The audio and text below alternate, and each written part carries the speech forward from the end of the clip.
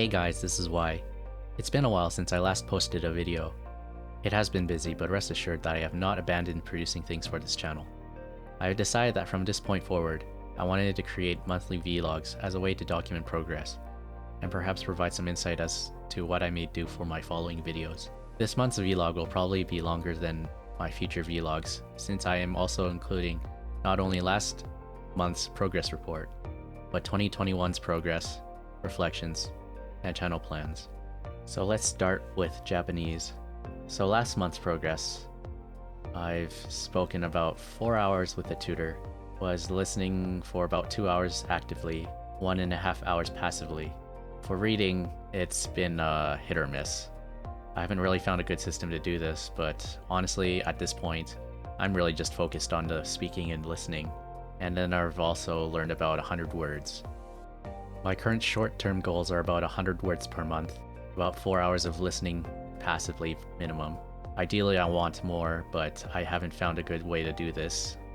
My long-term goal is to pass the JLPT 3 or 2, ideally 2 eventually. There seems to be adjective and verb versions of certain words, such as tanoshi and tanoshimu. Both mean to have fun, but one's describing something as fun and one is to actually literally have fun. There are some nuances, but many times they are interchangeable. And I've also learned that textbooks are often really bad at giving word lists. What I mean by this is a lot of the time they'll just give you the words, but not a way of how to use the words. Most textbooks seem to do this to you, but there are a couple that I've ran into, such as Tobira and Japanese for Busy People, where they will actually use all the words that they've used in the vocabulary list. I could probably focus on problematic grammar areas, even if it's something as little as 5 sentences with that grammar rule per day. I do need repeated practice so that it becomes more fluid and more natural. I could also find more methods for input.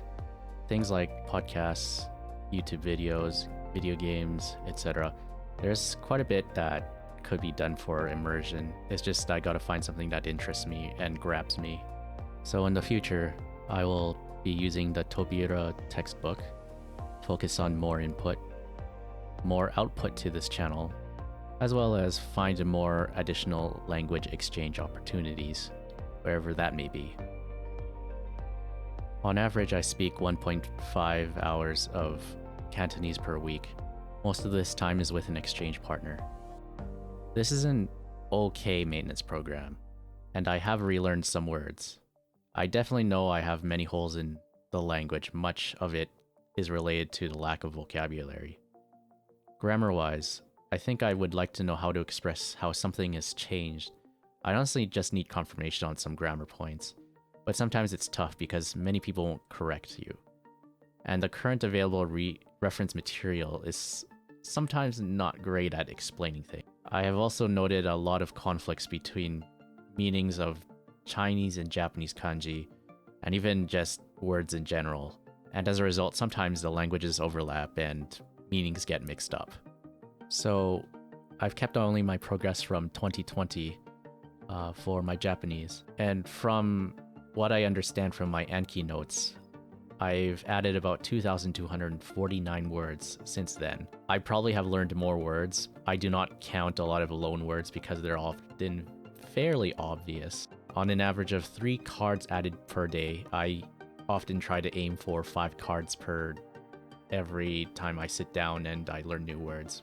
Sometimes it's possible, other days I have trouble and I just review. On average, I have about 5 hours of tutoring per month. Now, this is actually mostly speaking practice and listening practice. I do not actually get taught the grammar during this time. I do that by myself, and it seems like the most I've spent on tutoring per month is about 8 hours, and roughly this translates to more or less 60 hours of speaking practice with tutors this year. I've approximately studied 2 hours per month. The input amount varies per month. Sometimes I get 1 to 2 hours per month, other times I get more, but in all honesty, I still feel like I should get more in. This is really important, I think. My overarching goals to reach conversational levels in Korean, Japanese, Cantonese, and Mandarin are still there. But because these are ultimate goals, it's hard to say when they will be achieved, or even if I will want to achieve these goals in the future. After all, people change with time. That said, I do have a rough timeline. It is all speculation at this point. I am still aiming for these levels, but given that standardization tests for these languages don't really follow CIFAR, I'll have to make do with rough estimations. I've come up with some short-term goals this year, and I feel that they will put me on a better path. For Japanese at least, I want to at least write the JLPT3 and the highest maybe JLPT2 by the end of 2022. My current focus is on the Tobira textbook. Perhaps I'll finish the text before the deadline of the JLPT registration. I also want to still aim for 100 words per month. Now this might be a little low for the exam.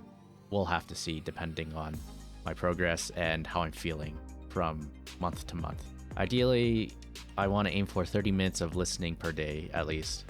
And this can be either passive or active for now, so that I can work around busy scheduling. Speaking wise, my current partner and tutoring scheduling is fine, but for my own personal practice, I think 2 target language videos per month is ideal. One would be the absolute bare minimum. The videos ensure that I'm listening to my own pronunciation and speaking style. As for reading, it's gonna be on my own time. I'm not really focused on this, and it really honestly goes hand in hand with my studying because a lot of my study material at this point is pretty much completely in Japanese anyways. Finally, to end the video, I'd like to talk a little bit about my channel plans. Of course, I'll be regularly releasing Let's Play videos in other languages. However, I also plan to do short scripted videos, amateur translations, and maybe some thoughts on the language learning process. My short scripted videos involve writing a script in a foreign language and talking about whatever gaming related. This is so I can practice proper grammatical structure and pronunciation, as I can take my time to speak and think about what I want to say rather than be spontaneous. Amateur translations is more of a way to see if I can translate something in English into my target language and see if it even makes any sense. I'm hoping this will also show me where I need work in my language learning as well. And finally, I also plan to release logs on a regular basis about what I think about the learning process. These will actually be in English and is more about my thoughts on the learning process rather than actually me speaking the language. And that's about it. I hope you guys will follow me on my language learning journey, and maybe together we can find new methods of learning, or perhaps celebrate our accomplishments and learn from our failures together. If you want to keep following me, please subscribe to my channel. Otherwise, I hope to see you guys next time. Thank you for watching.